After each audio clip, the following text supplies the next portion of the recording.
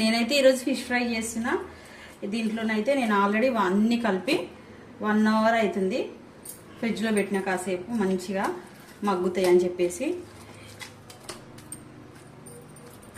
ఇందులోనైతే పసుపు, ఉప్పు, కారం, కొంచెం కార్న్ఫ్లోరు, ధనియా పౌడర్, జీలకర్ర పౌడర్ ఇవన్నీ వేసి బాగా కలిపి కొంచెం ఆయిల్ వేసి మంచిగా కలిపి ఇట్లా పెట్టిన 1 అవర్లో ఇంత బాగా పట్టుకుంది ముక్కకి.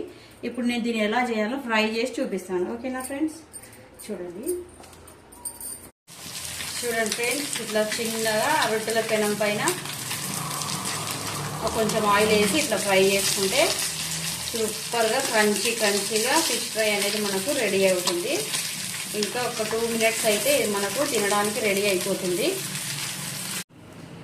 ఫిష్ ఫ్రై అయితే రెడీ అయిపోయింది, మనకు తినడానికి రెడీ అయిపోయింది. ఈరోజు సండే కదా, సండే స్పెషల్ ఫిష్ ఫ్రై.